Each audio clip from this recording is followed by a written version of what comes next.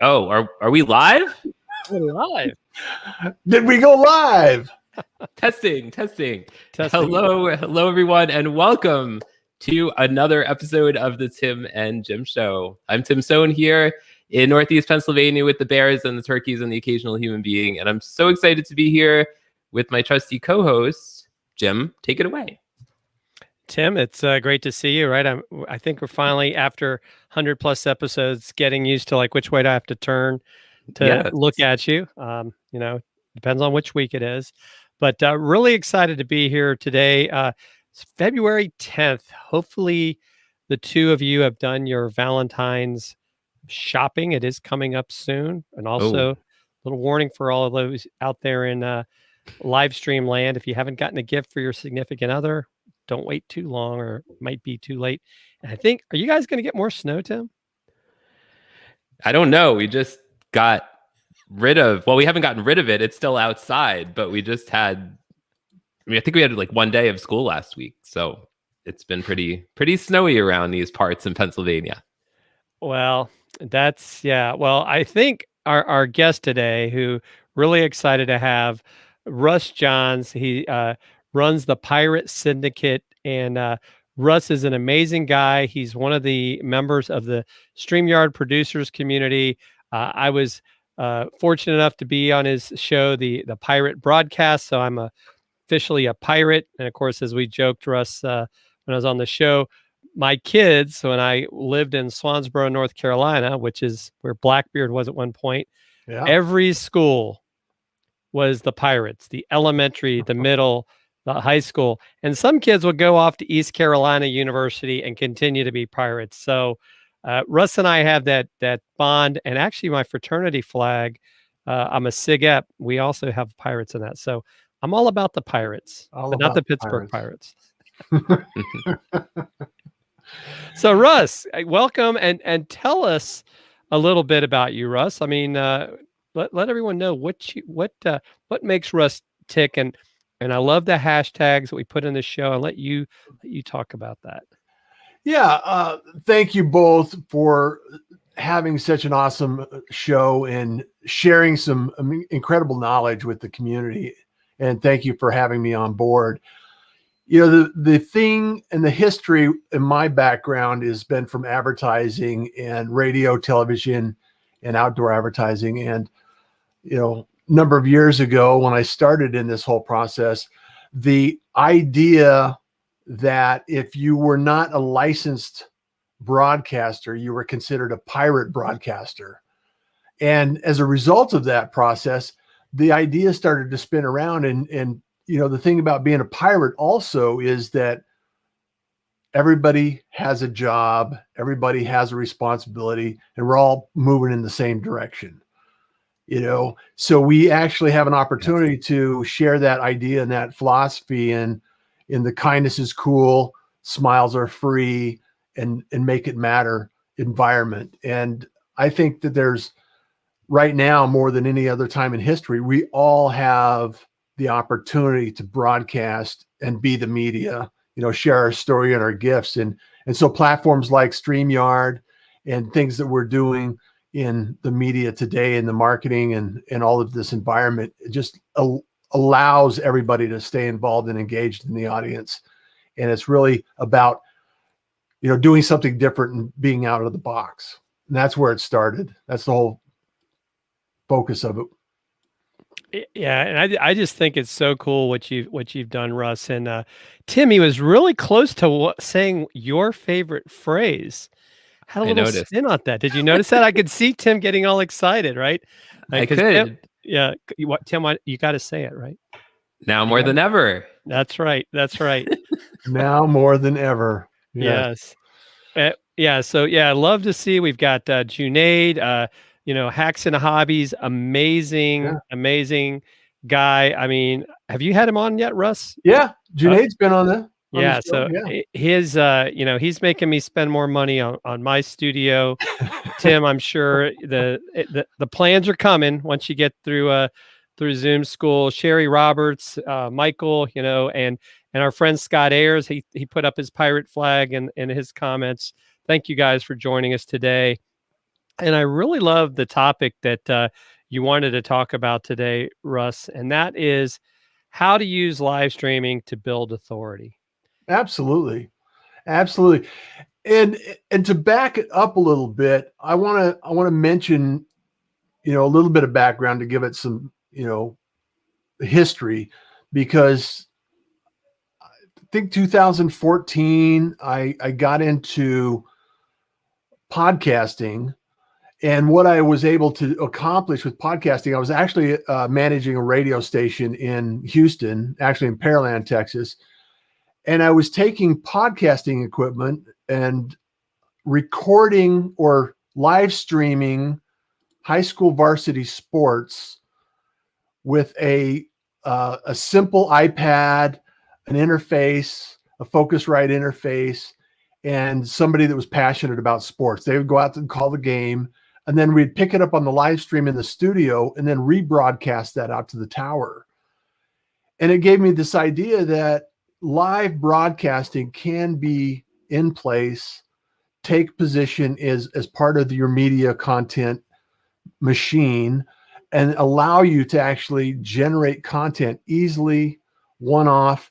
And then rather than sitting down and editing an hour podcast into 20-minute section or whatever it happens to be, you just start editing yourself and become better at broadcasting and live streaming and then putting that into position. So I taught a lot of podcasters, created a lot of podcasts, radio shows, and I just evolved into this position. And then I relocated from Houston to Phoenix, and I started to get really serious about live streaming because of, where I was and what I was doing. I came here to take care of mom and dad. And so I had a little extra time. And so I thought, let's do this live streaming thing. And then StreamYard came on board, and I said, this is it. I was on eCamp for a while. I did 2-minute tips. I did a series, 150 episodes of 2-minute tips in 10 minutes or less. Wow. So it was something I just closed up the night with. And then my computer was like catching up, and eCam was, slowing down my system. And then I shifted to StreamYard, and it works out really well. And the thing about it is all of these lessons along the way allow me to now kind of reduce it to its essence, build a system around it. And that's what started the Pirate Syndicate. Is I have, after 350 episodes of the Pirate broadcast, I now have enough experience that I can teach this and share it with other people and help other people produce results in their media. And so it's really important to understand that, the journey wasn't just, hey, I just showed up with a camera one day, but it was a process and an ongoing learning experience. And I think that's where a lot of people get hung up, is they see what people have gone through over the years, and then they actually they get frustrated because they start their podcast and nobody's watching for the first few episodes. And so it takes time. It's a long game. Yeah, and I think that's so true. And Tim and I talk about that a lot. I mean, it's funny because Tim had to talk me into doing this show, and didn't take much. Well, you were nice. So So, over 100+ episodes later, to Yeah. your point, right? We're very comfortable with it. And I think that's one of the big things in general. And what I love, because I know we've talked about what you're doing with the Pirate Syndicate, and we'll go into that a little bit more. Yeah. But it's just that whole thing of really the best teachers in some aspects are the people that are able to do it first.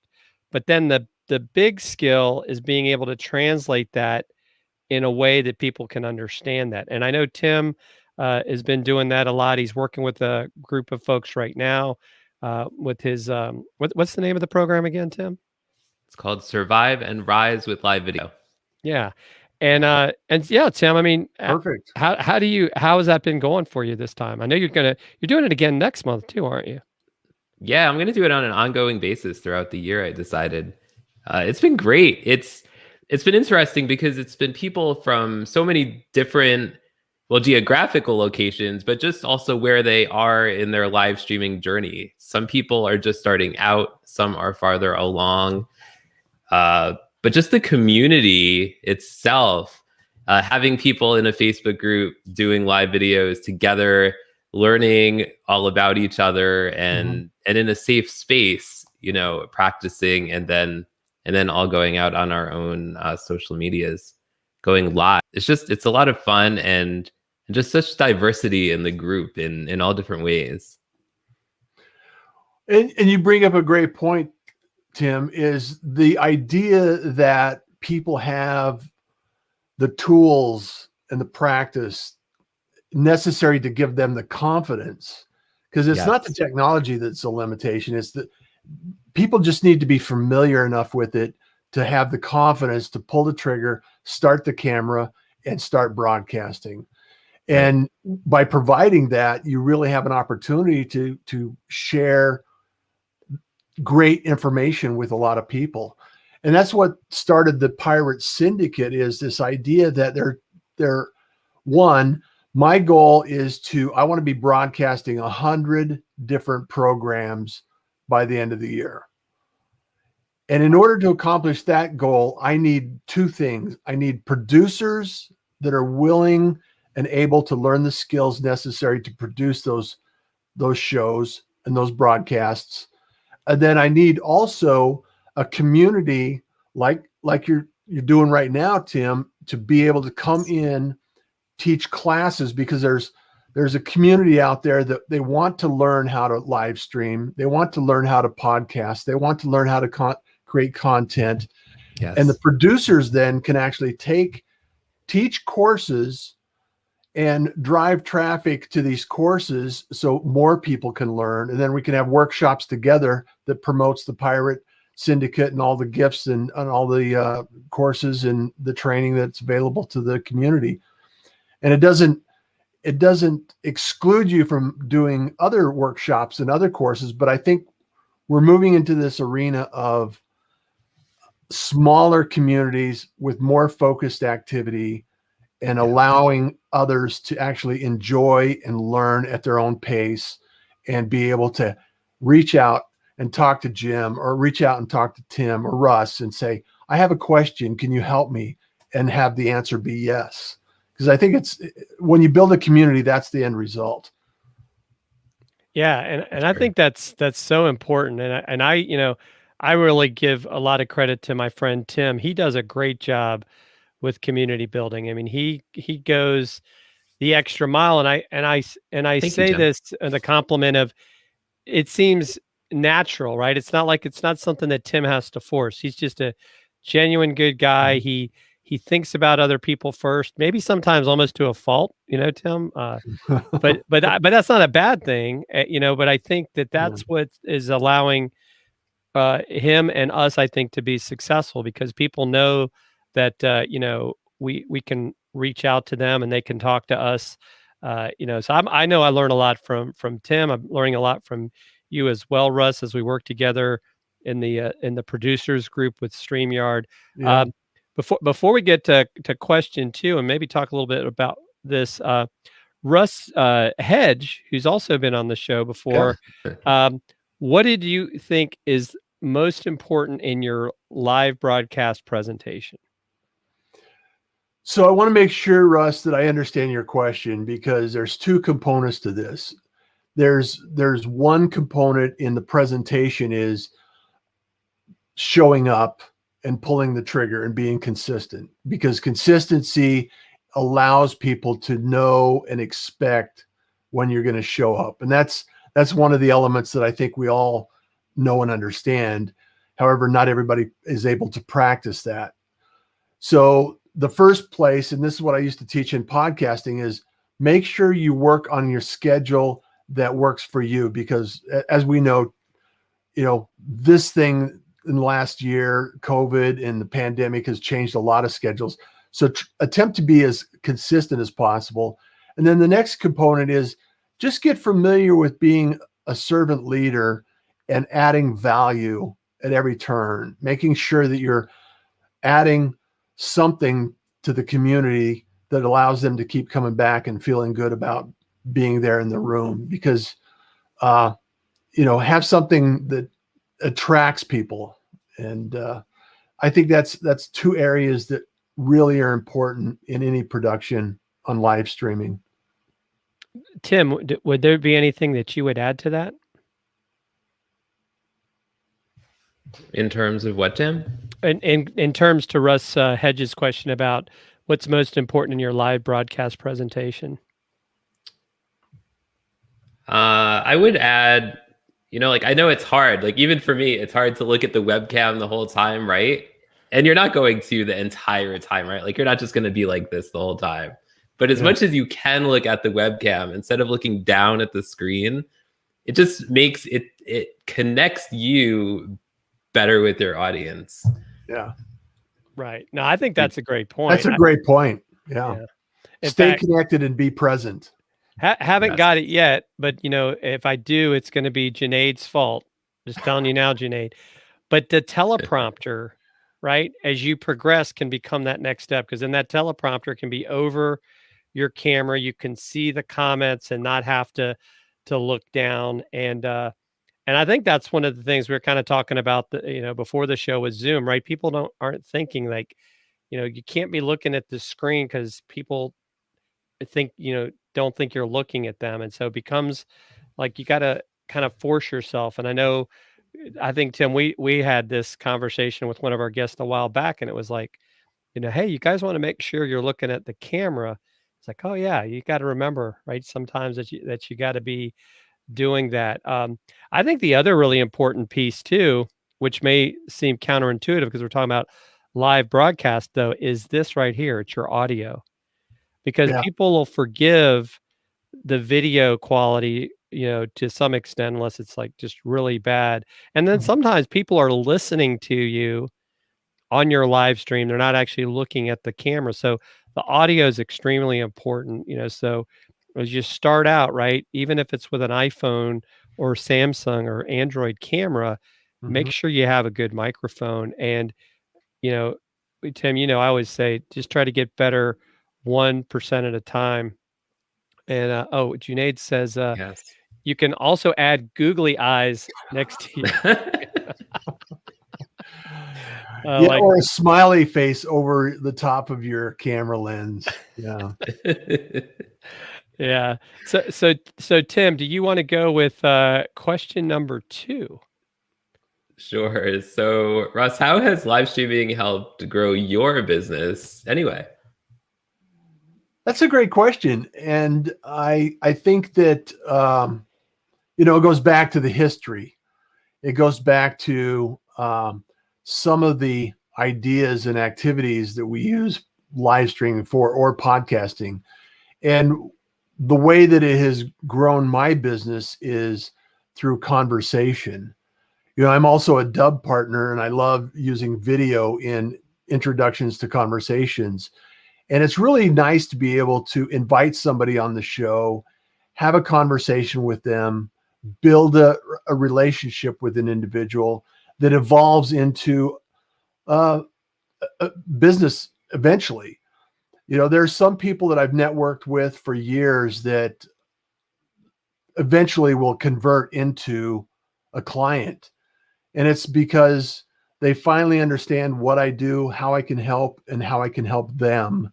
And all of a sudden, when they need my help and I'm continuing to be available, add value, and continue to engage with them, like you were saying, Jim, about Tim's style, always engaging. It's easy access. You're always interested in somebody's activity and what they're doing, and stay present and available. And when people need something, they'll call you because they recognize that you can assist them. And I've had people call me up and say, hey, I don't know how we need to work together. I just know that I want to work with you. And so it's just being out there and being a servant leader and providing value. And so it's not the show that brings the content. It's not the show that brings the revenue. It's the activity to drive revenue to my other business activities. So the Pirate Syndicate is another area that I'm expanding on. And like I said, my goal is 100 shows at the end of the year, and it's a big goal. And I really am focused on growing the community, helping more people, and just enjoying the ride. And I think that's an important thing too. And I love what you said there, Russ, right? It's like by helping people, your business is growing. You're not looking for, I need more business. Yeah. Your focus is on helping first, and just thinking that, if you want to call it the law of attraction, right?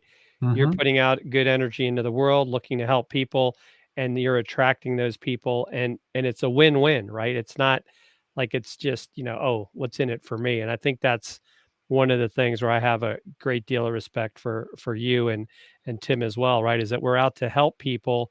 We give away, if you want to call it, our secrets, Mhm. and don't expect anything for it. We just want to see people do better.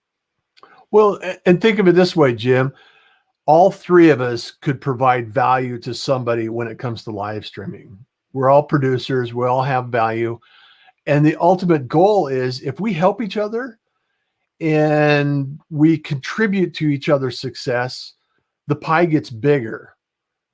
And when you work from a scarcity mindset, like you said, what happens is when you contract that idea and say mine, then the idea and the opportunities decrease. The law of attraction is that if we can help each other out, help more people out, there's a bigger pie that grows from that.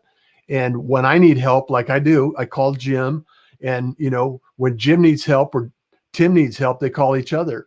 And with that process, adding value you'll never find a downside with adding value, and it comes back to me, and it always seems to be that way. So I just encourage people to, share what you're willing to share what you're allowing yourself to share. And then there goes my camera. I cannot believe this. Oh, great. Okay. The disappearing man. This is a first. And your audio still works. He's put a pirate flag over him. So while he's fixing his camera, we're going to get a word from our sponsor, StreamYard.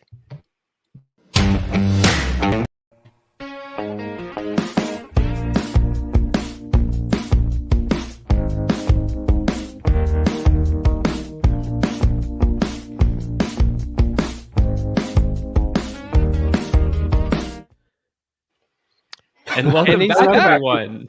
Yes, he's back. Well, I've been on live streams and conference calls since 6 a.m. this morning, so I guess my camera finally overheats. Is like, yeah, not now. Oh no. No battery. No, the battery didn't die. So yeah. Well, welcome back, everyone. We're here with Russ Johns talking about live streaming and how we can use it to build authority. He's sharing so much great information with us, as well as sharing his story, which is super interesting. Yeah. So where are we going now, Jim? So Russ, we've kind of built this up, to really what the show's about today. So you've built authority. Your business is growing by using live streaming. I mean, like you said, you're heading towards 400 live streams just on your own, in front of the camera, let alone what you've done behind the camera.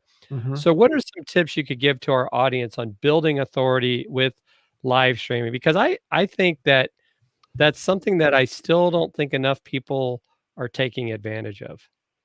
Yeah, I really believe that there is such an advantage for business owners to actually create authority when they have an opportunity to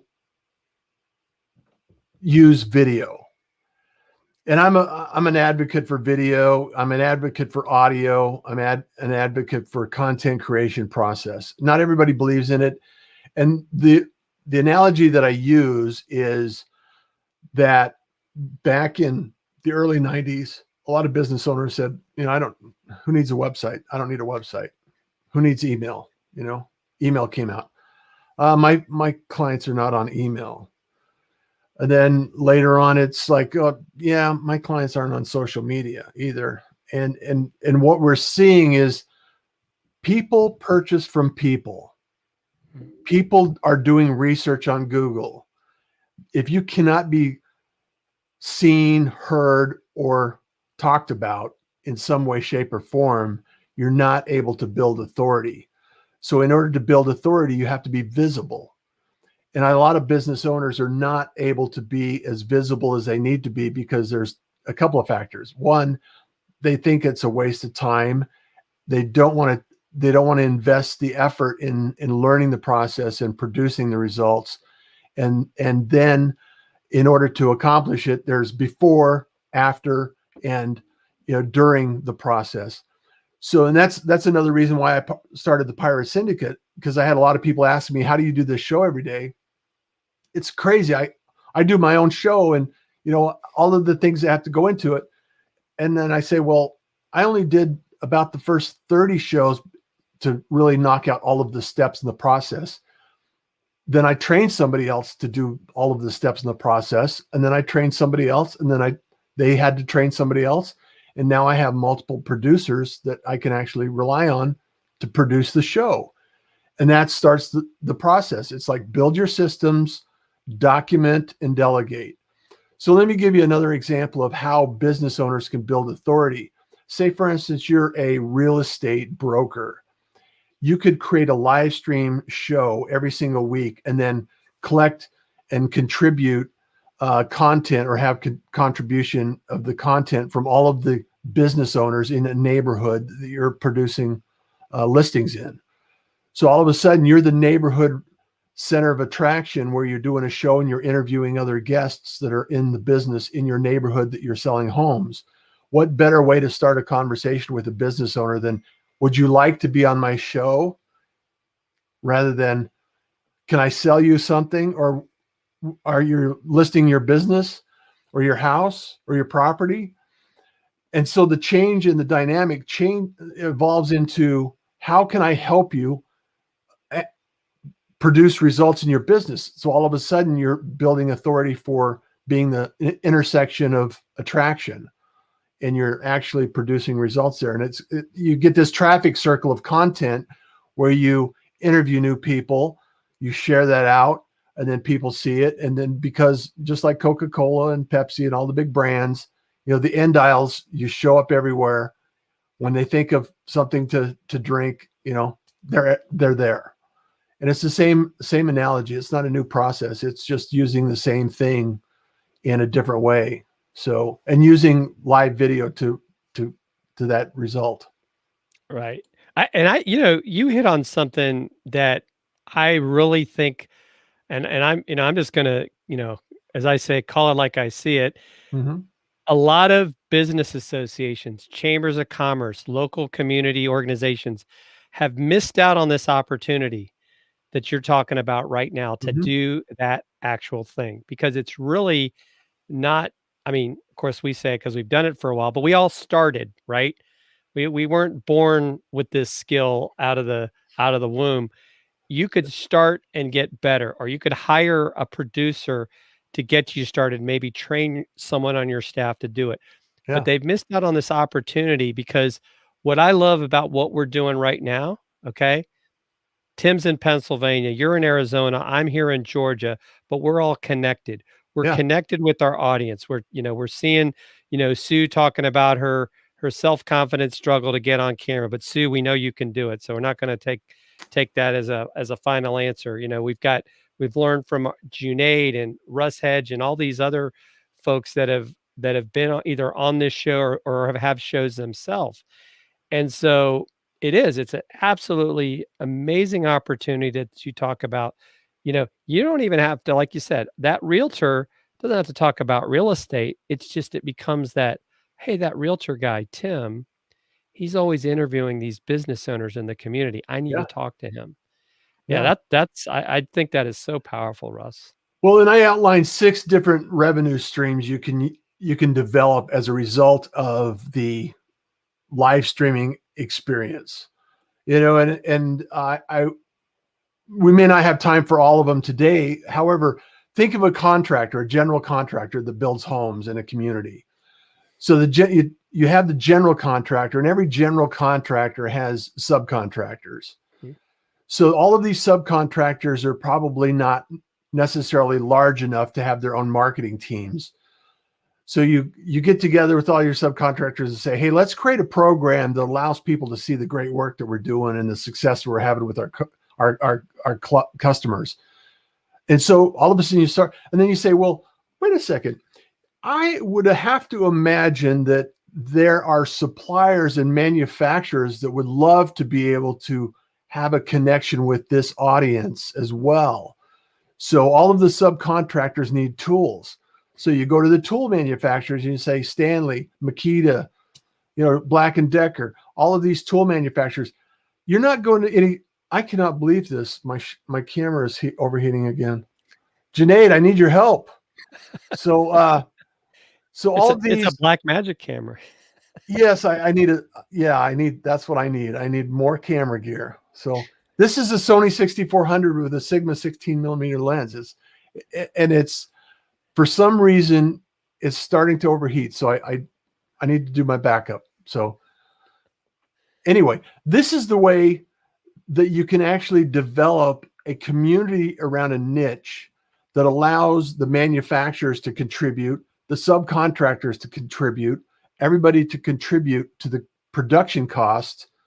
And then everybody in that production walks away with content. So you slice the content up, you produce the results, and you put it out to the world, and everybody comes back to the show. It's no different than brokered radio model that I used to work through. And it's no different than producing shows for YouTube or Netflix. It's just on a smaller scale. It's a different outcome, and it's still productive for the niche and the audience and the community. So that's just one idea that you can use to leverage live streaming for authority.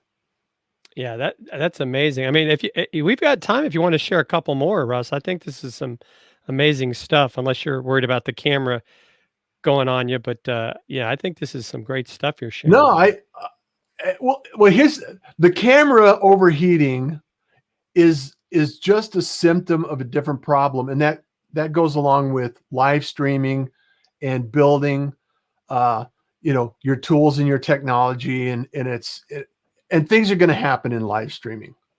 Things are going to break. Internet goes down. All of these things are going to happen. And if you use it as an excuse instead of a reason to keep going, stay in bed and keep dreaming. Because that's, it's like, I want to get up and I want to get going. I want to do things. So what we can do is let's take another example. Okay. So another example would be is if you could take, say for instance, you want to be a host and you don't necessarily want to go through the process of the technology. And you know that you have business owners, say you're in a group of speakers that are not able to speak right now. So you could host a show just like this, and you could actually bring in and you could do commercials, infomercials and interviews.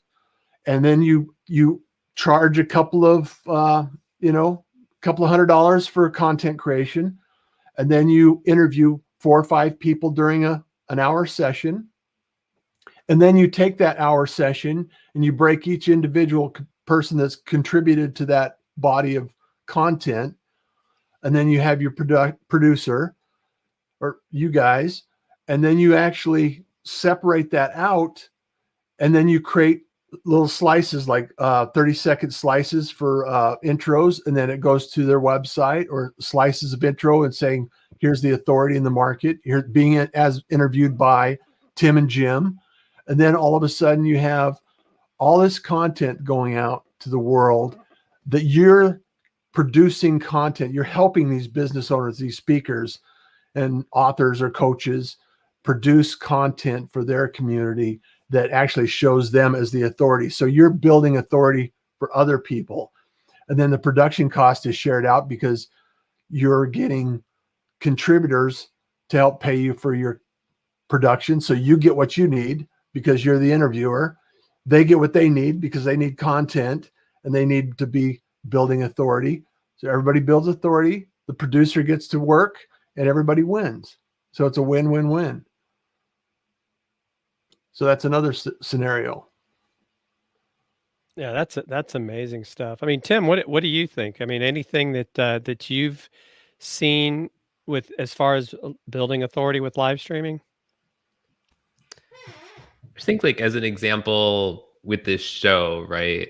Like, over the more than 2 years that we've been doing it, just building relationships, right? With people like Russ, with all of our other guests, joining them in the green room ahead of time, having conversations, maybe afterwards. And some of those turn into business relationships down the road, or you might show up on somebody else's podcast who is a guest, or so many different things. I think this is an example right here, right, Jim? Like, what do you think? No, I think absolutely. I mean, we've gotten and just the fact that we've got folks that have been on the show watching, and we like to support them. It builds a community. But I love this idea though too of like, I think it's that whole thing, right? If people are looking for things to, get started in this, this new year, right? There's some opportunities here, right? It's that pie that Russ was talking about. There's more than enough to go around if people wanted to start interviewing people, because I've checked into some of these TV stations and say, oh, well, we can interview you on our, TV show about businesses. And then you look at the price tag and you're like, okay, but I can do that on all these different social channels and probably get a more targeted reach than I will with the, because really, how many of us are still watching TV?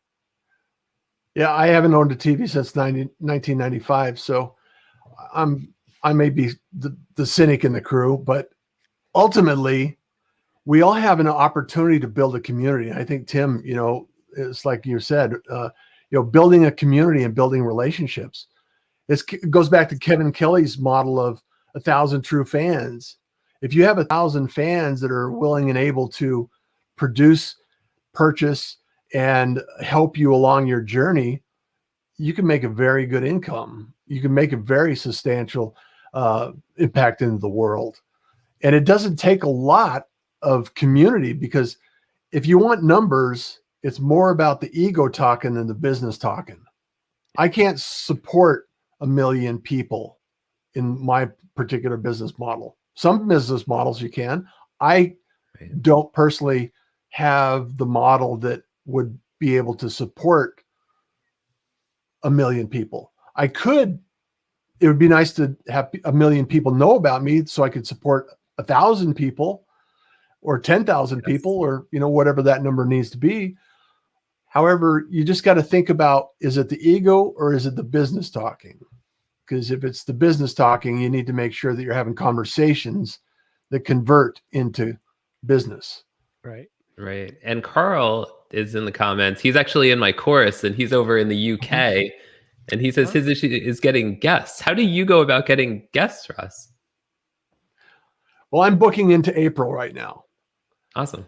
So if you do the math, 5 days a week into April, I still have slots in March, and getting guests.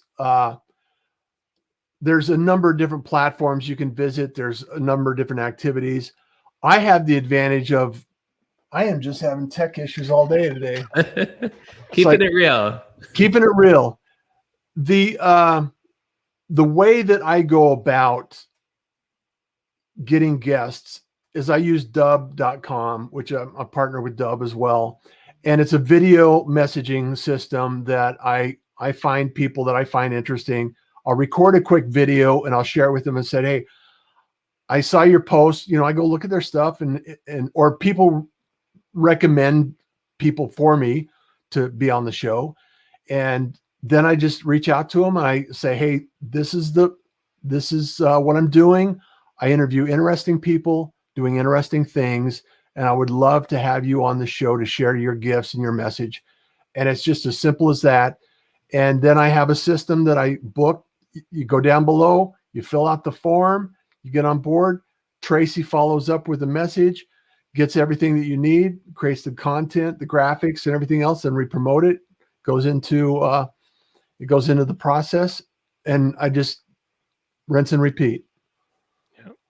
So it's a constant, I just stay ahead of it, and then when I get down to a certain point, I just reach out, look for people that I want to interview.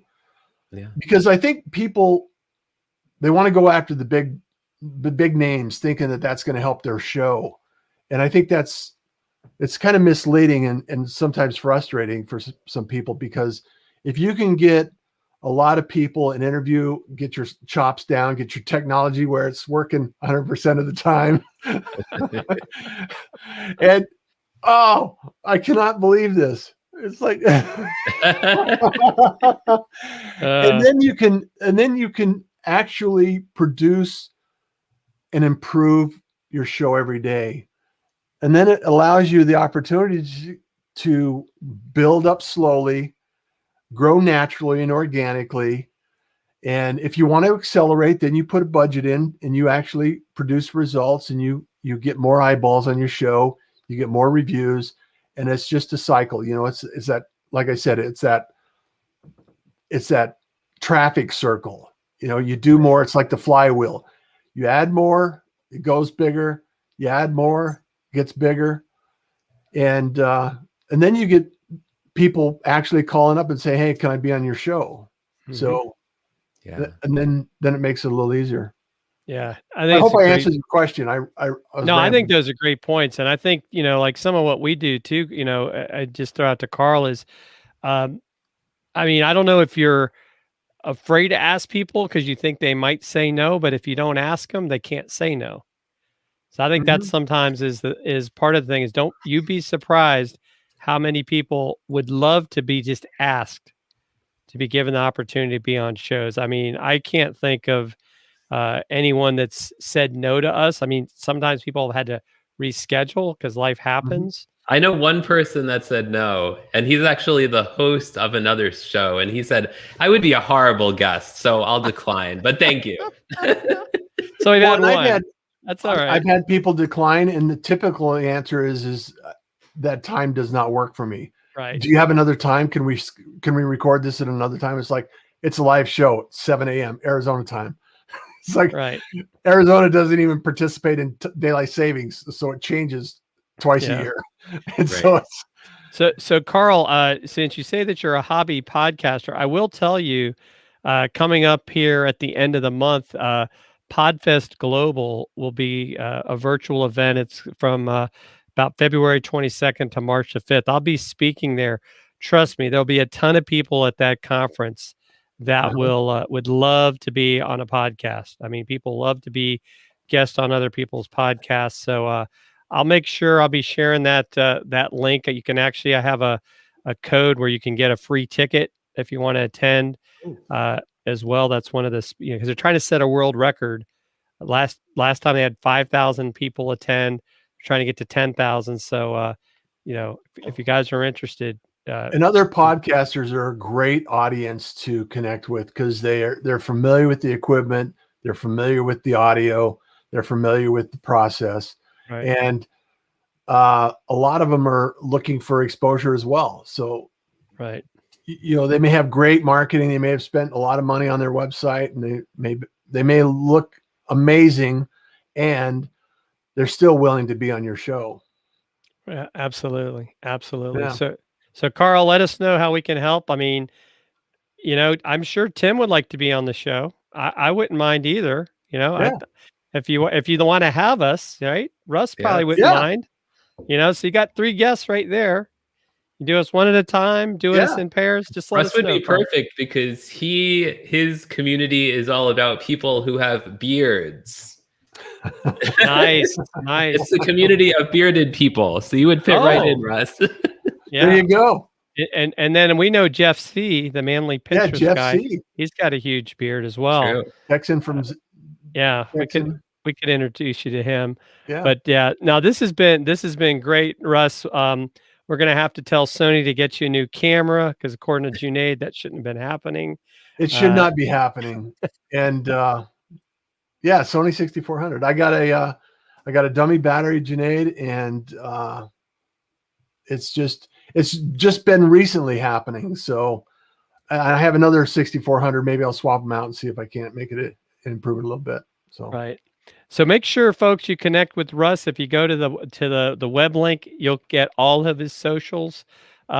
What's your favorite platform as far as social media goes, Russ, that you would connect? The one I spend most of my time on is LinkedIn, with probably Twitter and Instagram is, close to second, Right. back and back.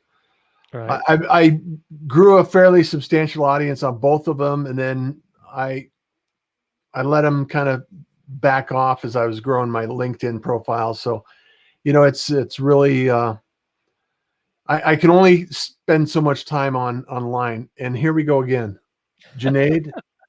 I cannot believe it. Right. Yeah. Right. Oh All my right. gosh. Well, with that being yeah. said, and next week we're excited. We're going to have D. Scott Smith. He's a master networker. He actually has a show with Russ Hedge. I think it's on Wednesday mornings. It's called The Experience. A couple other, great guys. Excited to have him join us next week. So if you're watching us live or watching us on replay, thank you again for joining us. If you've got other questions, drop them in the chat. And we will see you all next week. thank you so much. Take care, everyone.